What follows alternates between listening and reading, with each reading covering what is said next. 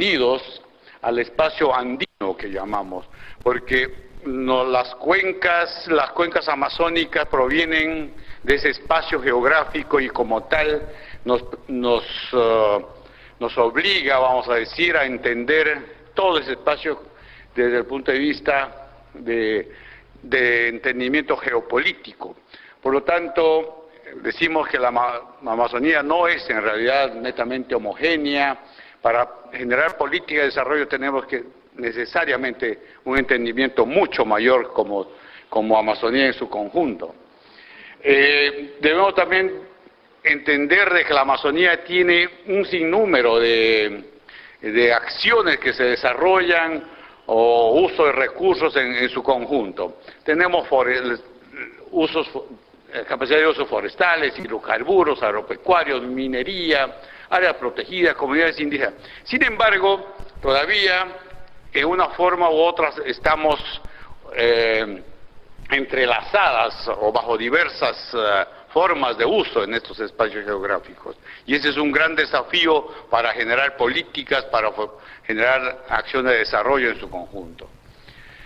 La Amazonía para nosotros es, como decimos, debemos entenderlo y adaptar inclusive algunas acciones de otros espacios para poder trabajar en lo que nosotros llamamos el desarrollo sostenible. Ese entendimiento de nuestros recursos genéticos, de los servicios ambientales, de los conocimientos tradicionales, es un reto, un desafío para nosotros seguir avanzando en ese desarrollo sostenible de la Amazonía peruana. Nosotros pensamos de que tenemos que priorizar acciones en lo que es, en algunos espacios, solamente para mencionar las áreas intervenidas o degradadas, o áreas con escasa o ninguna intervención, como ya se dijo esta mañana.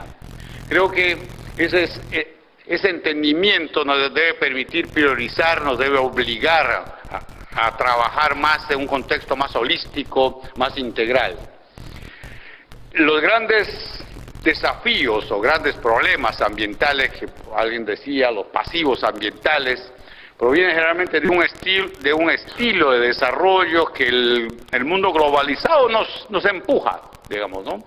De un carácter más extractivo, más mercantilista, que llamamos. Y eso nos da, esos pasivos ambientales, lo que es la deforestación, la erosión de los suelos y como tal, lo que se llama la pobreza, esa pérdida de otros recursos genéticos o la biodiversidad, como se mencionaba esta mañana, la contaminación ambiental. Todos esos problemas nos deben impulsar a determinar políticas más integrales, políticas más holísticas, como decíamos. Dentro de todos estos pasivos se tiene que entender de que tenemos en la Amazonía actividades mineras, actividades petroleras, actividades cocaleras, entre otras, y que nos obliga nuevamente a trabajar de una forma más integral con todos estos socios, con todos estos actores que trabajan en estos espacios. Los problemas ambientales en la Amazonía, la ocupación desordenada de nuestro territorio, como tal la pérdida de nuestra biodiversidad, erosión, pérdida de fertilidad, deforestación, inundaciones, sismos, esos pasivos nos obligan a manejarlo de una forma especial. No es lo mismo, decimos nosotros, que una costa o una sierra en el Perú. Lastimosamente esta heterogeneidad del país debe obligarnos a mirar de otra manera todo el espacio en el Perú y en este caso la Amazonía peruana. Los recursos hídricos de la pesca, solamente para un ejemplo para dar, de que en el año 2010 se dice que se ha derramado como 5.000 barriles de petróleo. ¿Y eso cuánto se ha valorado realmente? ¿Cuánto ha costado en términos de biodiversidad, recursos hídricos, recursos hidrobiológicos? Ese trabajo tenemos que desarrollarlo todos en conjunto, todo en equipo. Tenemos mapeado, como se llama, qué es lo que pasa con los metales pesados en la Amazonía peruana en cuanto a mercurio, cadmio, plomo, entre otros. Problema, además del cambio climático que se presenta o que tenemos actualmente en el sur del Perú, en la Amazonía peruana, el caso de la minería ilegal, nos permite a repensar, a replantear nuestro modelo de desarrollo, ocasionando la desertificación que ocasiona la pérdida de nuestra biodiversidad, todo una desertificación de los suelos. Ese es un tema que actualmente nos debe llamar la atención, y que solamente no es el sur del Perú, ya se está moviendo hacia otros espacios de la Amazonía peruana. Esto, como decimos, creo que nuestros decisores de política debemos trabajar más en una descentralización para movilizar, para fortalecer nuestras capacidades. Creo que esas potencialidades que nosotros tenemos como Amazonía, debemos hacer que nos entiendan. Y estos espacios, creo, como la COP20, deben ayudarnos a sensibilizar a los decisores políticos, a las instituciones y a las financieras en general. Nosotros creemos, y estamos trabajando en eso, que un ordenamiento territorial debería ser lo mínimo para hacer un plan de desarrollo, para hacer una planificación en un país. Un ejemplo nada más, tenemos acá, les quiero mostrar, Iquitos Nauta, nos muestra las potencialidades que tiene este espacio geográfico en términos productivos de aguaje, cacao, camu camu, guasaí, entre otros, ¿no? Un ejemplo nada más. Y creo que eso debe ser un ejemplo que todos deberíamos de hacer, cuáles son realmente nuestras potencialidades. Tenemos que trabajar más para aprender a predecir lo que sucede en nuestro espacio geográfico en la Amazonía peruana. Si supiésemos predecir, minimizaríamos nuestras pérdidas de millones de soles. Todavía nuestras autoridades seguimos sembrando fierro y cemento en áreas inundables, donde los alumnos, los maestros todavía, entre abril, marzo, hasta mayo y más todavía, siguen las escuelas inundadas y pérdida de clase. Todavía no hemos aprendido a valorar ese drama todavía que se vive en la Amazonía peruana. Tenemos que trabajar más con nuestras comunidades nativas. Estamos trabajando. Entre los años pasados hemos registrado más de 2.000 conocimientos tradicionales provenientes de 1.229 especies vegetales en diferentes comunidades nativas, pero todavía nos falta trabajar más. Yo creo que las comunidades nativas tienen mucho más que enseñarnos de lo que actualmente tenemos, o hemos aprendido algo de ellos. El cambio climático nos obliga a buscar nuevas tecnologías en piscicultura, nuevas especies incorporadas a la piscicultura. Se dice de que los grandes peces que antes se consumía va disminuyendo en el tiempo y tenemos que consumir pequeños peces como en este caso la gamitana, nuevas especies de gamitana, nuevas especies de paco, tantas alternativas que tenemos para ser usadas en piscicultura. Creo que estas alternativas en piscicultura van saliendo en el tiempo y nos obligan a manejar más y mejor, con mejores opciones alimenticias, entre otras, porque dice el mundo ya nos va a obligar a no usar anchoveta, hay que consumir productos nativos, productos locales. El empresario es nuestro aliado y debe seguir siendo nuestro aliado.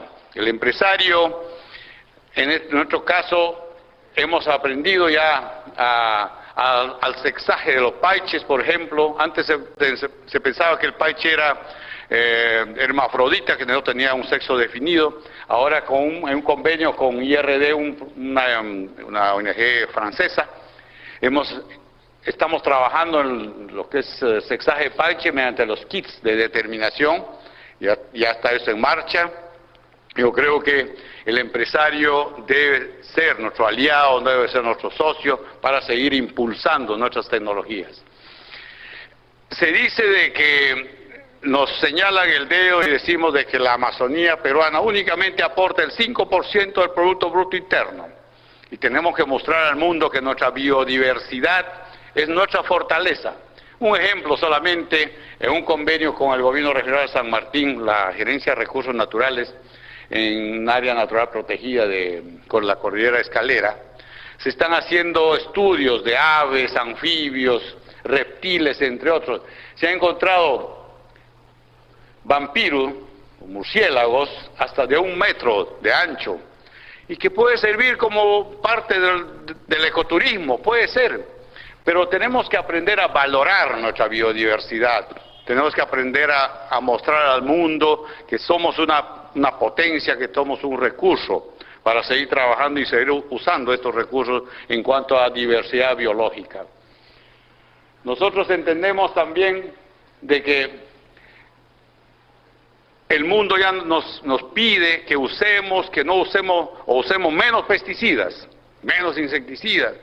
Entonces tenemos que ver alternativas de plantas con actividad biocida, como por ejemplo el matapiojo, que nos permite disminuir las plagas en las plantas. El barbasco es otra planta biocida. Tenemos que buscar más opciones, mejores opciones para disminuir el uso de pesticidas, el uso de insecticidas en su conjunto. El mundo pide comida, pide antioxidantes, no hay que enfermarse mucho, por supuesto, pide aceites esenciales. Estamos trabajando en esos temas, con frutales, con alto contenido de actividad antioxidante, con alto contenido de aceites esenciales del género Piper, por ejemplo. Y tenemos que seguir ampliando más, necesitamos más socios para trabajar esta temática. El mundo globalizado, la informática, una herramienta importantísima, pero hay que saberlo usar y llevarlo más rápidamente a nuestros socios. Tenemos algunos, el IAP tiene un programa de apoyo sociocultural en algunas ciudades de San Martín, por ejemplo en Lamas, en Picota, para darle solamente un ejemplo, ¿no? Y creo que la informática es una herramienta y que nos debe permitir a llegar mucho más rápido a sitios más alejados, a sitios donde realmente se necesita y no tienen las opciones para leer un libro, por ejemplo. La predicción, se hablaba en la mañana del tema de la deforestación. Si nosotros no aprendemos a predecir, si no hacemos uso de la informática para predecir lo que es la deforestación, creo que no avanzamos mucho. Tenemos que aprender a predecir qué puede pasar en el tiempo, qué puede pasar en el tiempo con un determinado espacio geográfico, con un determinado tipo de bosque. Alguien en la mañana comentaba, el primer expositor decía, 15, 20 años y chao, comienza la temperatura a caer, pero hay que ver. También el colega de Ana decía de que a mayor deforestación, menor precipitación, mayor temperatura, etcétera, etcétera. Todo eso como consecuencia de la deforestación, para darle solamente un ejemplo. Y tenemos que seguir trabajando, haciendo uso de nuestras herramientas informáticas para aprender a predecir, por lo menos lo que es, en este caso, la deforestación. La mitigación y adaptación al cambio climático, nosotros estamos trabajando lo que es stock de carbono. Tenemos que entender lo mínimo que tenemos que saber es cuánto captura carbono o CO2 un determinado tipo de vegetación. Tenemos que buscar más socios, como en este caso que estamos trabajando, y vamos a trabajar con ICRAF en un proyecto de paisaje centinela. Ejemplos nada más para poder en el tiempo entender lo que el bosque, lo que la Amazonía ofrece. La trazabilidad o la tala ilegal o la degradación de nuestros bosques. Tenemos herramientas para hacer análisis, mediante el análisis de ADN, hacer el seguimiento de la madera ilegal que se mueve. En la mañana se hablaba de las concesiones forestales. La pregunta es, ¿están cumpliendo o no están cumpliendo? ¿Y qué nosotros como institución podemos hacer por lo menos para disminuir esa tala ilegal? Y pensamos y creemos que tenemos herramientas para trabajar esto. El otro tema, como decíamos, desastres ecológicos en Madre de Dios, deforestación, contaminación de las aguas, los suelos, los ríos, los animales, el hombre mismo. ¿Qué hacer? Estamos buscando socios con el Ministerio del Ambiente, USAID, las otras universidades que están interesadas en trabajar en este tema. Pero necesitamos más consorcios, necesitamos más socios. Y creo que la OTCA debe ser un medio, una herramienta para consorciarnos más y mejor. Seguridad alimentaria, manejo de bosques. Como decíamos en la mañana, que siempre veíamos qué ofrece la Amazonía. Sí, la Amazonía puede ofrecer biodiversidad, puede ofrecer servicios ambientales, pero también puede ofrecer seguridad alimentaria. Solamente, para mencionarles algunas cifras, en áreas inundables, en áreas para cultivos primarios o cultivos de seguridad alimentaria como arroz, maíz, frijoles, en la Amazonía tenemos 14 millones de hectáreas listos. Como decíamos nosotros, nos están mirando a las orillas del río Guayaga, del río Marañón, del río Madre de Dios, del río Ucayali, nos están mirando 6 millones de hectáreas, que sin disturbar los bosques primarios podemos cultivar cultivos primarios, cultivos de periodo corto, y hacer pequeñas parcelas en esos espacios de sistemas agroforestales sin disturbar los bosques. Y tenemos nosotros tecnología para sembrar bolaina, para sembrar caoba, para sembrar tornillo en esos espacios, simplemente con sistemas agroforestales y sembrando cultivos anuales, como decía, como el maíz, el arroz, el caupí, podemos trabajar y aportar al mundo.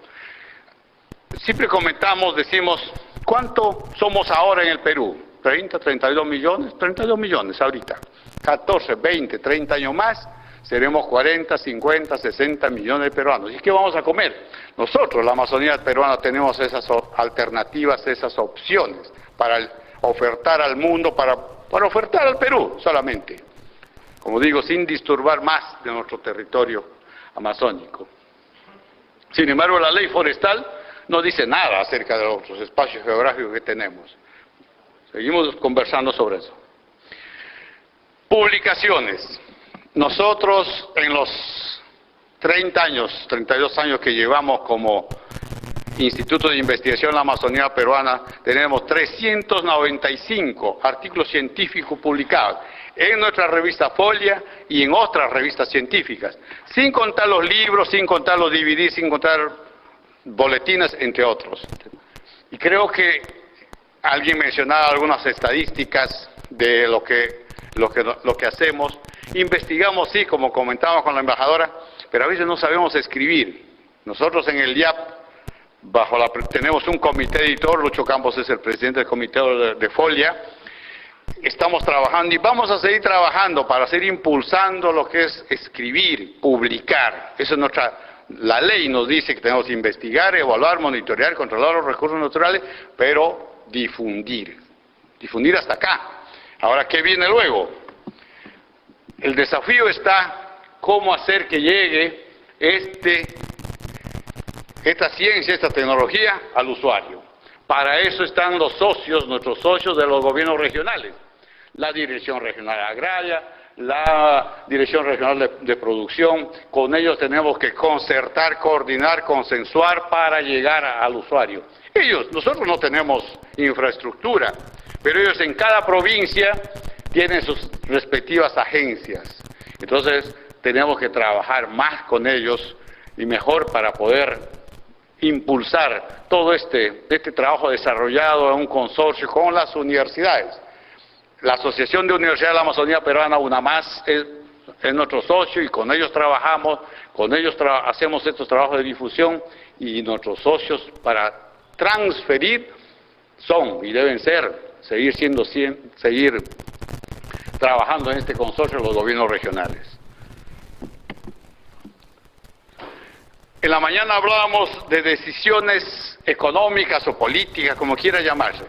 En lo que llevamos el YAP, como decíamos, del año 83 al 2013, el país ha invertido más o menos unos 248 millones de soles. Pero esos 248 millones ha generado una economía hasta más de 420 millones de soles, que estos son 80 millones más o menos en dólares, ¿no? Y estos son más o menos 150 millones de dólares. O sea, lo que queremos decir, amigos, es de que invertir en ciencia y tecnología es rentable. Y eso es lo que hay que convencer al mundo, tal vez en la COP, de que invertir. No solamente estamos hablando del YAP, podemos invertir en las universidades, en las ONGs, institutos de investigación, lo que sea, pero invertamos en ciencia y tecnología y verán, podemos demostrarles que eso es rentable. ¿Y de dónde viene esto? Hemos casi triplicado la producción en piscicultura en términos de por hectárea año, de 3 a 8, en Cocona de 15 ha pasado a 25, Camucamo de 3 a 8, y así, esos son los 420 millones de soles que implica lo que ha impulsado una economía en ciencia y tecnología en la Amazonía peruana. Nosotros necesitaríamos, hablando ya de alternativa y solución, que por lo menos tengamos una decisión política al incentivo a la ciencia y tecnología. Hemos hecho que la piscicultura, la paichicultura sea rentable en general, ese empresario se ha hecho rentable. Estamos trabajando en lo que son especies mejoradas y eso ya está llegando al hombre, ya está llegando al empresario, ya está llegando al usuario. Áreas reforestadas con tecnologías de clonación, enraizamiento, está llegando. Se están reforestando miles de hectáreas con la tecnología del YAP. Pero tiene que ser en una forma, como digo, tiene que haber una decisión política de incentivo a la ciencia y tecnología en conjunto. Tenemos que trabajar más en lo que es la competitividad, recursos humanos. Tenemos que capacitar, formar equipos para ser competitivos. Tenemos que hacer uso de la informática para saber por lo menos valorar lo que es nuestra biodiversidad. Tenemos que trabajar lo que es el cambio climático y sus efectos. Ojalá podamos trabajar más y todos en lo que es modelaje. Prohibido en la selva estamos de cargar agua, de cargar cáscara. Para eso tenemos que trabajar las tecnologías valor agregado. Más barato resulta traer una tonelada, digo siempre, de carga de Florida a Lima, al Callao, que de traer de Iquitos o de Pucallpa a los grandes mercados. Entonces nosotros tenemos que trabajar más y para eso necesitamos consorcios. Nuestros hermanos nativos tienen tal conocimiento, tal habilidades que no lo estamos entendiendo todavía. O ellos no se dejan entender o nosotros no nos dejamos entender. Nosotros ellos ¿qué piden? Ellos no piden fierro, cemento, ellos piden comida, ellos piden un zoocriadero, ellos piden un criadero de ranas, ellos no piden grandes cosas. Y nosotros podemos darle todo eso, pero ellos además también tienen lo que nosotros llamamos esa cosmovisión de ofertar, de darnos todos sus conocimientos, pero necesitamos un poco de habilidad de parte nuestra, sensibilidad para llegar a ellos. Mejoramiento genético, el mundo pide ácido ascórbico, estamos trabajando en lo que es el camu-camu con mejores variedades, con mejores concentraciones de ácido ascórbico, con mejor rendimiento. Eso hay que trabajar más, lo que pide el mundo. Estamos trabajando en lo que es, el mundo pide madera para carpetas, sillas, mesas, etcétera, y hay tecnologías. Mediante un servicio comunitario, un manejo comunitario, podemos llegar a conseguir todo esto. Necesitamos mercados, valor agregado, que el hombre no solamente sepa producir el arbolito, tiene que dar valor agregado para que realmente sea una alternativa a los problemas. Servicios ambientales. La red tiene un desafío tremendo aquí. Tremendo. Todavía tenemos miedo de hablar de cuotas de pago de servicios ambientales. Todavía estamos hablando de compensaciones, todavía tenemos miedo de decir que Brasil, un país que ha deforestado gran parte de su Amazonía, le paga $1 billón al año por cuidar sus bosques. Guyana Francesa, un país chiquitito de 700.000 habitantes, le pagan 275 millones de dólares al año por cuidar sus bosquecitos. Al Perú, ¿cuánto le pagan? Nada. Creo que eso se tiene que decir en un momento dado, y creo que la COP es un momento para decir que alguien tiene que pagar. Ese nativo necesita, no necesita para sembrar, por lo menos la educación de sus hijos, para que nos enseñe a cuidar los bosques. Creo que la COP es un buen momento para decir, esto es lo que ofertamos al mundo. Necesitamos fortalecer más todo este proceso de integración. Como decía, creo que la OTCA, la UNASUR, la OTCA principalmente debe ser un medio para fortalecernos más y mejor. Creo que no está siendo muy bien aprovechada la OTCA y creo que debemos trabajar en ese espacio técnico. Es un desafío para nosotros es integrarnos en la Amazonía continental. Ese es un gran desafío. Yo le llamo desafío porque los peces se mueven como peces en el agua. Ellos no tienen fronteras, se van a Bolivia, se van a Brasil, se van a Colombia, se van a Perú.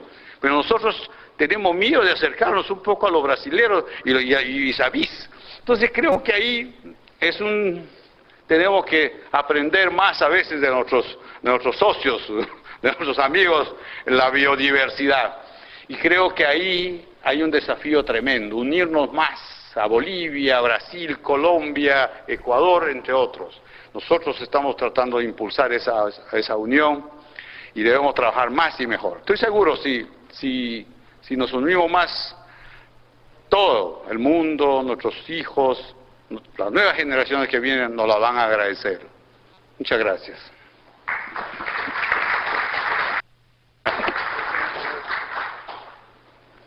Agradecemos a Kenneth Reategui su presentación. Por favor, enseguida vamos a escuchar la presentación del ingeniero William Velázquez Carranza, del Gobierno Regional de San Martín.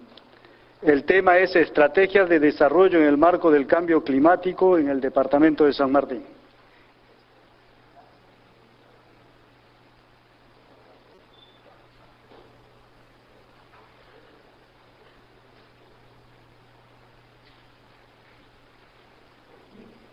Bien, señores y señoras, la verdad, un honor estar en este evento.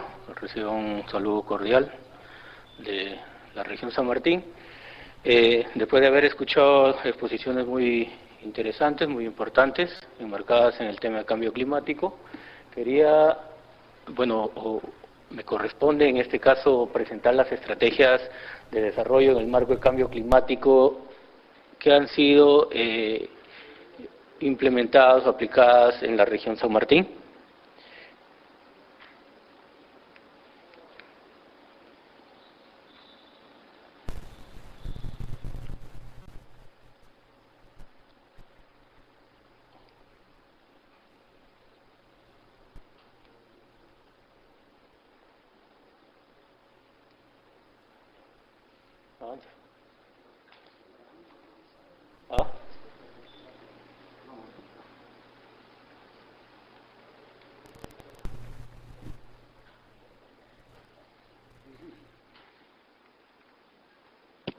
Nuevamente tenemos problemas con batería. Por favor, Flor de Lis, si podrías ayudarnos. Batería, seguro, porque debería, si no, diríjame ya. Sí, ahí está bien, ok. Acá, ok. Está cargando. Preci, sí, es un preci. Ajá. Vamos a ver, hay que retroceder, porque le damos un...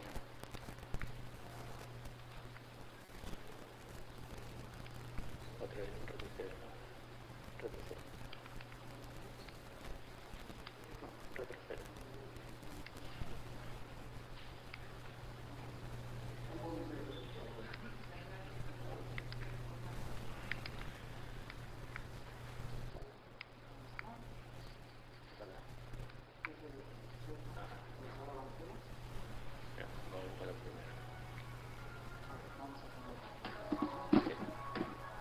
Va a tener que darle ahí.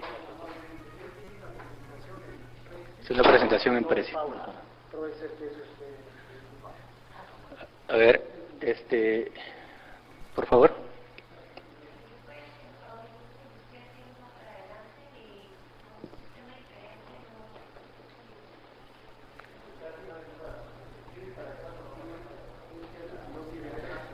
No, Prezi funciona con línea, con internet.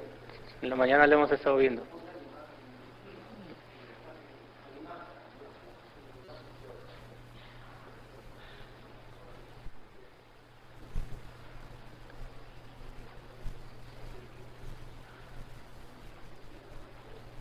Que lo preparamos en Prezi como para presentarle una línea de tiempo todo lo que se ha venido implementando en San Martín. Claro.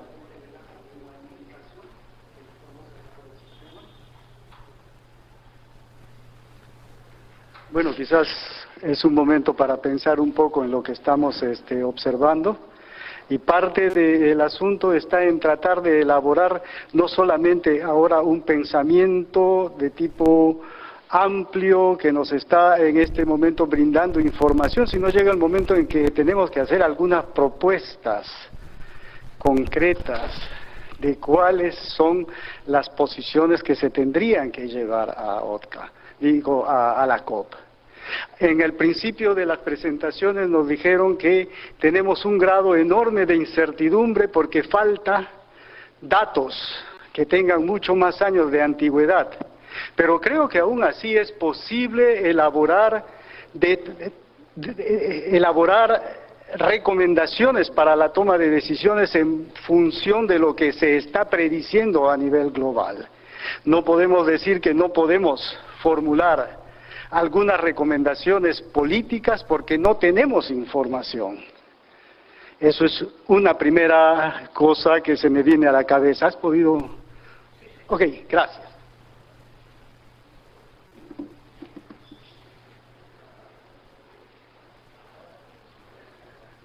Claro, ahora sí. Sí, había una anterior que no corría.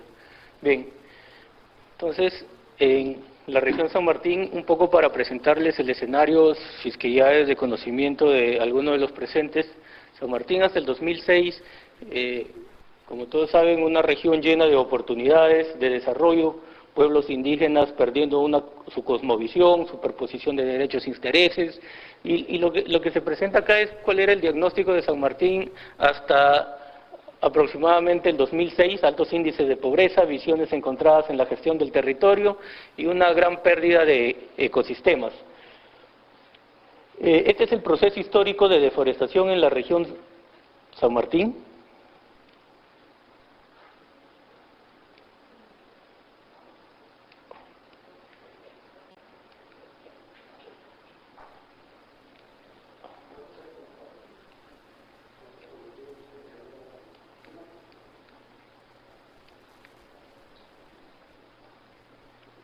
¿Lo puede seguir allá, por favor?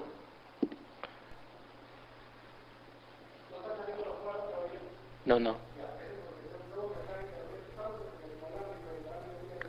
Allá.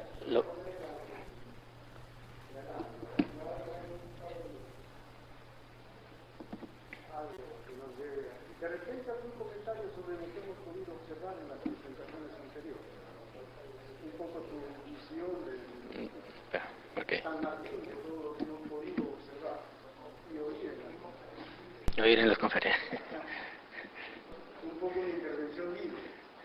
Bien, hasta que vayan conectándolo, lo que veíamos era el escenario y el diagnóstico de lo que la región San Martín tenía. Escuchaba en la mañana esas políticas de intervenciones erradas, equivocadas, donde se vio en el caso de San Martín como la dispensa del Perú, pensando de que era una región con tierras netamente agrícolas, pero sin embargo en el 2006, a lo que nosotros le llamamos el punto de quiebre, se dio la aprobación de la zonificación ecológica económica, ¿no?, donde nos dio un panorama claro de las potencialidades del territorio de la región, donde solamente el 14.8 aproximadamente de sus tierras tenían capacidad productiva, 64.6% eran de protección.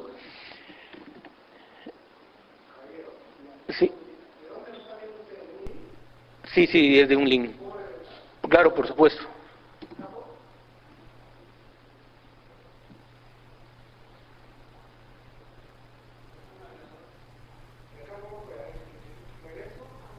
Sí, puede regresar.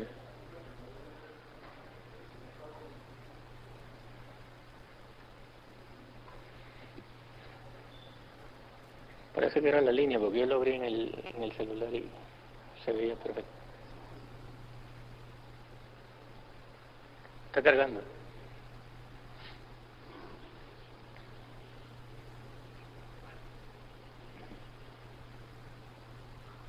Ahora sí. Sí, sí. Ahora, que pase, por favor.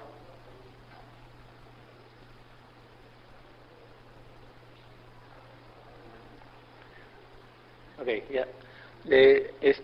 La siguiente, mejor de ella que lo dirija. Siguiente. Bien, entonces podríamos ver cuáles eran los resultados de la zonificación ecológica económica para el departamento de San Martín, y vemos que el 64.6% del territorio era de protección, solamente el 14.8% era con capacidad productiva. Siguiente. Siguiente. Entonces, pudimos ver ante estos resultados que nos arrojaba esta herramienta, qué era lo que teníamos que hacer para entrar ya a mejorar o cambiar en cierta manera ese diagnóstico que hasta el momento percibíamos en San Martín. Siguiente. Y era establecer una autodeterminación y ponernos una visión de empezar a caminar como región verde, con una visión del valor de la naturaleza, una coherencia en las políticas y planes, el compromiso de todos los sectores y niveles de gobierno y privados, el salto hacia la innovación y poder consolidar sobre todo el enfoque territorial y ecosistémico, porque eso era lo que nuestra herramienta principal hasta ese momento nos indicaba. Siguiente. Entonces, a partir de eso se empieza a generar el tema de la gobernanza ambiental, donde como San Martín, como región, empezamos a ver el tema de las transferencias de funciones en el tema forestal. Siguiente. Y logramos que se nos pueda transferir dos funciones importantes, que era la E y Q, para poder nosotros de una u otra manera poder intervenir en el caso del aprovechamiento forestal que se venía dando en la región. Las concesiones forestales hasta ese momento, como en otras partes del país, no habían logrado tal vez el objetivo por el cual habían sido creadas. No había una buena intervención del ente competente, los concesionarios hacían su trabajo como mejor les parecía, y empezamos a partir de esta transferencia de funciones desarrollar acciones de vigilancia y control para garantizar el uso sostenible de recursos naturales y otorgar permisos, autorizaciones y concesiones forestales en áreas al interior de la región. Siguiente. En el año 2010 se crea la Autoridad Regional Ambiental con el propósito de poder centralizar en esta institución el tema ambiental y que a partir de ahí pueda cumplir ese rol transversal que debería tener. Entonces, esta Autoridad Regional Ambiental, anteriormente la Gerencia de Recursos Naturales, ¿no?, incluye al Lexinrena, actualmente Dirección de Recursos Naturales, en su parte orgánica, ¿no?, la Dirección de Ordenamiento Territorial y la Dirección de Gestión Ambiental. Es a partir de la creación de esta Autoridad Regional Ambiental donde todo el tema forestal se empieza a articular con las otras instituciones, ¿no?, y donde ya nosotros a partir de las funciones que nos habían transferido podíamos intervenir. En cuanto al tema de ordenamiento territorial, se empieza a darle mayor relevancia al tema en cuanto a las inversiones públicas y las inversiones privadas en el territorio de San Martín, según las potencialidades de uso del territorio. En la parte ambiental, se empieza a generar una intervención en cuanto a la mitigación de los impactos que podría generar cualquier tipo de intervención pública o privada en el espacio del territorio. Siguiente. Se genera la ordenanza 02, donde se declara de interés, en base a esta ordenanza del 2007, que declara de interés social y necesidad pública la protección y recuperación de recursos naturales, especialmente las laderas y cabeceras de cuencas y microcuencas y la biodiversidad. En base a esa ordenanza, la autoridad regional empieza a desarrollar una actividad de intervención articulada con las otras direcciones regionales, ¿no? Y también con la parte privada. Siguiente. Se genera una mayor articulación con el nivel nacional, se empiezan a establecer reuniones de coordinación y poder facilitar la intervención del gobierno regional a través de las direcciones de ordenamiento territorial y de gestión ambiental, por ejemplo, en el caso de proyectos de infraestructura vial. Se acerca el tema de la gobernanza a los gobiernos locales y se establecen los instrumentos de gestión ambiental a nivel de gobiernos locales al interior de la región. Se genera un mayor acercamiento a los ministerios, como el caso del Ministerio del Ambiente, con la finalidad de poder facilitar en este trabajo conjunto la meta que teníamos planteada de alcanzar los 2,5 millones de hectáreas a finales de este 2014 bajo cierta modalidad de conservación, ¿no? Es allí donde tenemos la participación del programa Bosques, que actualmente nos está apoyando en el tema de la conservación de áreas específicamente en territorios de comunidades nativas. Actualmente también tenemos personal del Ministerio de Agricultura que evalúa proyectos ahí dentro de la ARA y solamente se envían al Ministerio de Agricultura para ratificar la opinión que ya fue dada por el profesional que se encuentra en la ARA. Siguiente. Se genera posteriormente el modelo de gestión participativa para la conservación, con iniciativas de conservación en espacios priorizados y corredores de conservación de acuerdo a la provisión de recursos. Siguiente. Se genera el mapa de catastro verde, donde podemos ver que en la región San Martín se visualizó 3 corredores: el corredor norte, el corredor centro y el corredor sur. Actualmente, acá en el corredor sur, estamos próximos a emitir el expediente de creación de una área de conservación regional de aproximadamente 183,000 hectáreas, el ACR Xunté-Milloyo, en la zona en la provincia de Tocache, ¿no? Y podemos ver acá las diferentes áreas de conservación que han sido ya, concesiones de conservación que han sido otorgadas a las comunidades campesinas que están ubicadas en esta zona de amortiguamiento de esta área Xunté-Milloyo. Siguiente. Estas son las categorías territoriales. En áreas naturales protegidas tenemos 4, ¿no? Concesiones de conservación 17, en realidad hasta ahorita son 18 ya concesiones de conservación. Áreas de concesión privada 6 y zonas de conservación y recuperación de ecosistemas 18. Total, a la fecha tenemos 2,154,000 hectáreas conservadas bajo alguna modalidad en la región San Martín. Siguiente. Se ha creado también como una forma de poder coordinar más cercanamente y poder administrar las áreas de las concesiones, de las comunidades nativas, la plataforma de manejo forestal comunitario. Tenemos actualmente 8 federaciones, ¿no?, que representan a las diferentes comunidades nativas de las etnias quechuas y aguajún que se ubican en la región San Martín, ¿no? Que al mismo tiempo, a partir de esta plataforma, se articula a las diferentes instituciones públicas y privadas para poder generar mejores espacios de diálogos con las comunidades nativas y de esta manera poder administrar mejor el territorio. Siguiente. Siguiente. Siguiente. En cuanto a resultados de red jurisdiccional, tenemos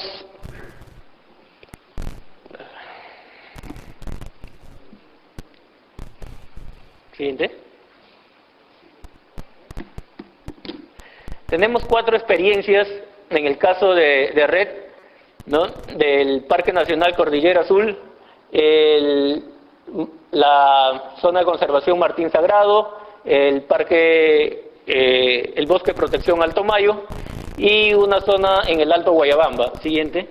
En cuanto a los resultados que se han obtenido a la fecha, son actores fortalecidos para participar plena y efectivamente en la implementación de red. Tenemos una mesa red en la región, la cual está encabezada y liderada, en este caso, por la Autoridad Regional Ambiental.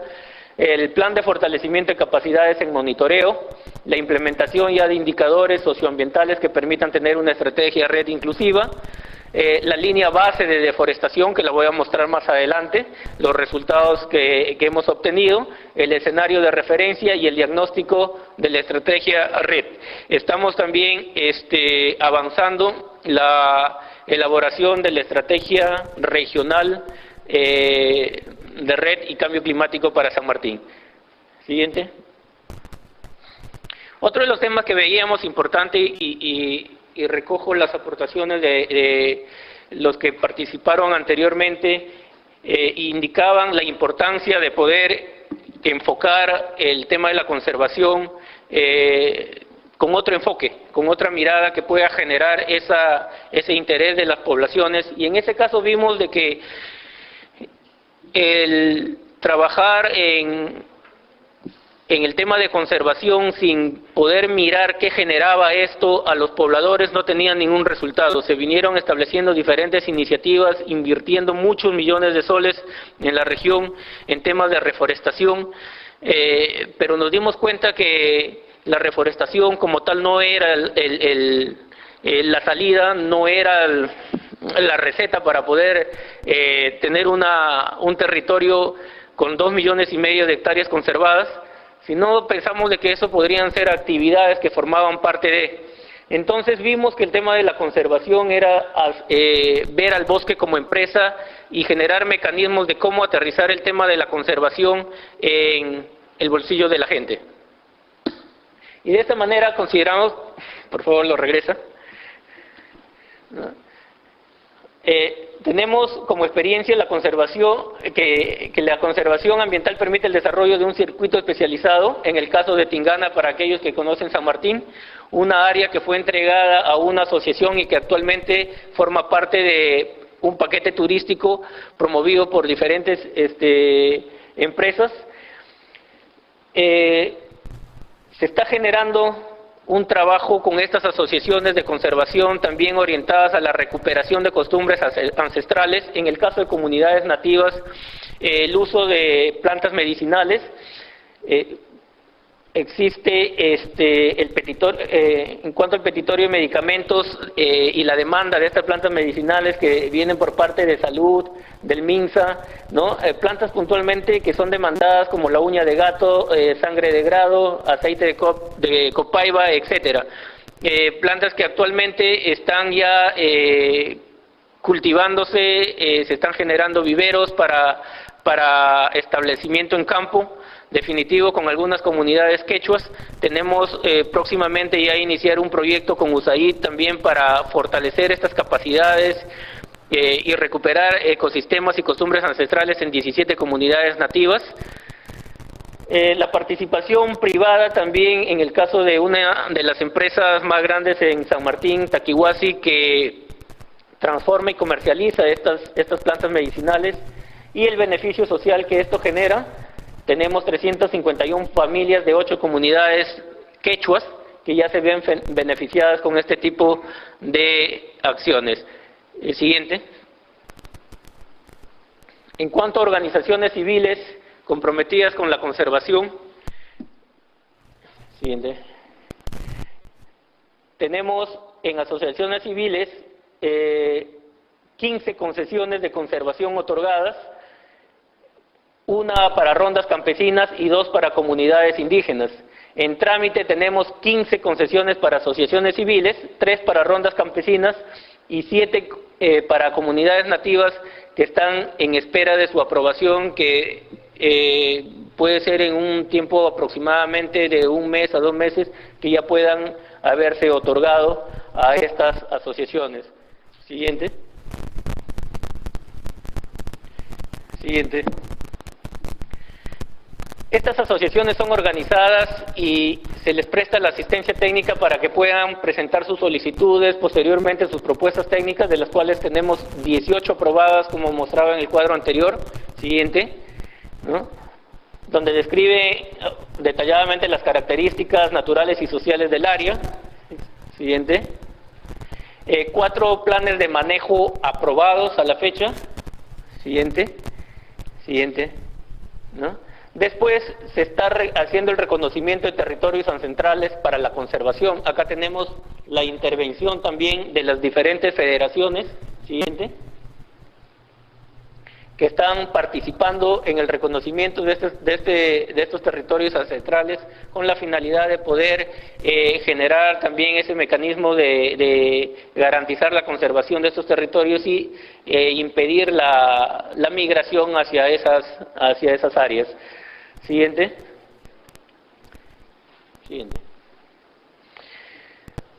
En el 2013, después de haber avanzado todo este tema en cuanto a la conservación, consideramos que era necesario, en base a la zonificación ecológica, económica y los resultados que esto nos arrojaba, poder establecer las políticas territoriales de la región San Martín, sobre los cuales se puedan establecer las iniciativas de desarrollo, ¿no?, en función a las potencialidades del territorio. Es así que se establece la política territorial regional, y este es un gráfico de cómo estas se articulaban en el eje ambiental, político, económico y social, ¿no?, con tecnologías limpias, identidad cultural, participación ciudadana y la inversión pública y privada. Consideramos necesario e importante esto porque también daba esa garantía de sostenibilidad, no solamente a las áreas concesionadas, no solamente a los recursos naturales, sino también a la inversión pública que muchas veces se diseminaba en la región sin considerar las potencialidades del territorio, y habían inversiones grandes en diferentes proyectos, como instituciones educativas, proyectos de agua y saneamiento, que muchas veces quedaban en el abandono. Siguiente. Y este es un recorte de la ordenanza que aprueba las políticas territoriales de la región. 2 políticas, una basada en el territorio y sus potencialidades según las características de cada zona, determinada por la ZE, y la segunda política orientada a la gobernanza de la gestión territorial para el desarrollo humano sostenible. Cómo a partir del gobierno regional, en base a esta política, podíamos mirar de manera global para poder plantear iniciativas de desarrollo a un nivel local. Siguiente. Y en base a todo esto, poder plantear nuestra visión integradora, cómo como gobierno regional nos enmarcábamos en un nivel nacional, tanto en la inversión pública, la inversión privada, los planes estratégicos y la normativa nacional. Y en base a esto, poder, planteando nuestra política territorial, podíamos tomar decisiones tanto en el eje social, económico, ambiental y político, la elaboración de nuestros planes, programas y estrategias sectoriales, ¿no?, y la institucionalidad. Siguiente. Dentro de lo que las políticas territoriales consideraban,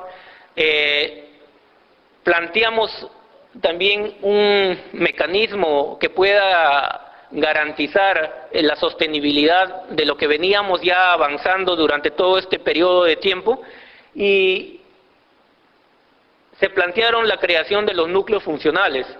Siguiente. Siguiente.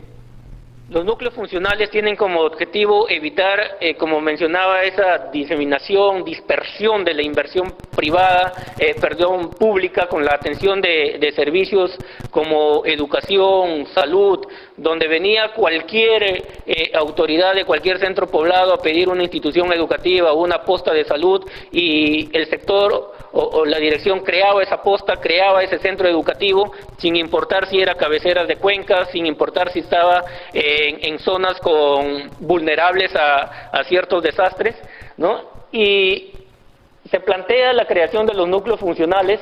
Tenemos, por ejemplo, uno ya identificado, que es, ya no funciona, Pueblo Libre, donde se busca orientar la inversión pública en coordinación con los diferentes sectores: educación, salud, agricultura, energía y minas, etcétera. Entonces se le planteó a la alta dirección y al Consejo Regional, y estamos próximos a tener ya la reunión de socialización de los núcleos funcionales con los diferentes sectores, ¿no? Y poder ya a partir del año 2015 se pueda ya implementar estos núcleos funcionales. Esto generó tal expectativa que en el caso de el Bosque de Protección Alto Mayo tenemos una comunidad ahí con quienes nos hemos reunido hace 2 semanas, y con la jefatura del bosque, donde es la comunidad la que pide poder acelerar el tema de la creación de los núcleos funcionales. Esto nos va a permitir evitar ese asentamiento de mayores comunidades en zonas vulnerables, en zonas de cabeceras de cuencas, y vamos a generar pequeñas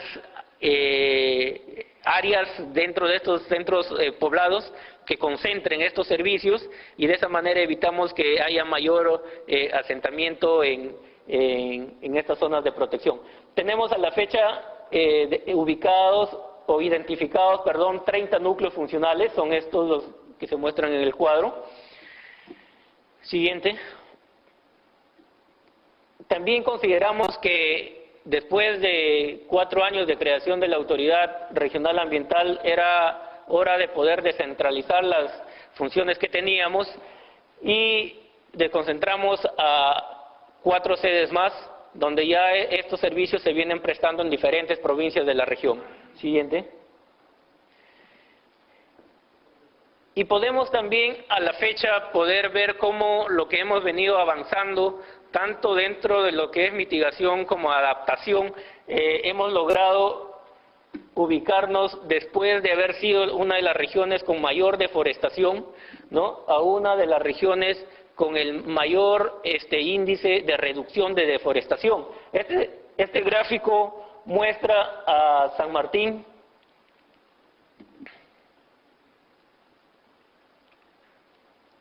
Este gráfico muestra la región San Martín en comparación a otras regiones de la selva, ¿no?, cómo ha venido reduciendo su la deforestación. El siguiente, por favor. Este gráfico muestra cómo ha venido evolucionando la deforestación, y a partir del año 2009 hemos podido reducir en 36% la deforestación en la región San Martín. Este gráfico muestra y compara cómo estamos en relación a las otras regiones. Acá podemos ver una reducción del 2009 al 2011, un 36% de reducción de la deforestación. Siguiente. Los resultados al 2014, San Martín mejora el desempeño de la reducción de la deforestación, consolida condiciones habilitantes para la captura de financiamiento e integra la política territorial con enfoque de desarrollo humano. Siguiente. Bien, ahí cierra. Bien, esto es lo que hemos podido avanzar en la región San Martín en el marco de cambio climático, y hay muchos temas más con los cuales sí también creo que es necesario que podamos seguir aliándonos y buscando instituciones que puedan apoyarnos en lo que venimos encaminando en todo este periodo de tiempo. Gracias.